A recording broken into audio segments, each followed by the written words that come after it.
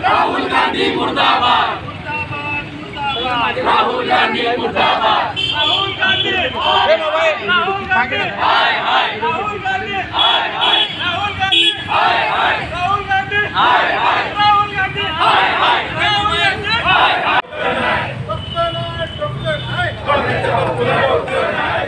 बोला भारत माता की जय, भारतीय जनता पार्टीचा। नरेंद्र भाई मोदी यांच्या विरोधात काँग्रेसचे नेते राहुल गांधी यांनी जे आक्षेपार्ह वक्तव्य केलेलं आहे, त्यांच्या वक्तव्याच्या विरोधात आज भारतीय जनता पार्टी जळगाव शहर व जळगाव ग्रामीण जिल्हा यांच्यातर्फे पुतळा दहन करण्याचा कार्यक्रम केलेला आहे। त्या संविधानाने भारतातील सर्व जातींना आरक्षण दिलेलं आहे, दर्जा दिलेला आहे। त्यांच्या ओबीसीवरच राहुल गांधींनी अज्ञानपणाचं एक वक्तव्य केलं। त्यांच्या निषेधार्थ आज आम्ही हा मोर्चा काढला आणि त्यांचं पुतळ्याचं दहन केलेलं आहे।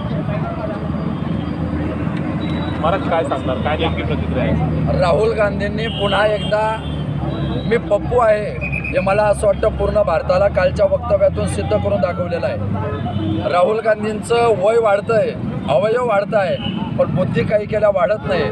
आणि कालही त्यांनी देशाचे लाडके प्रधानमंत्री आणि खऱ्या अर्थाने जग ज्यांच्याकडे आदर्श लिडरशिपमध्ये पाहतं अशा नरेंद्रजी मोदी साहेबांच्या विरोधामध्ये ओबीसीच्या संबंधाने अवमानजनक कृत्य केले।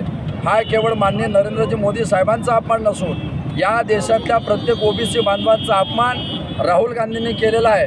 आम्ही पुतळा दहन करताना सुद्धा आपण पाहिलं असेल की या पुतळ्यामध्ये ज्या डोकं होतं त्या डोक्यात भुसा भरला आहे, कारण राहुल गांधींच्या डोक्यातही खऱ्या अर्थाने भुसा भरला आहे।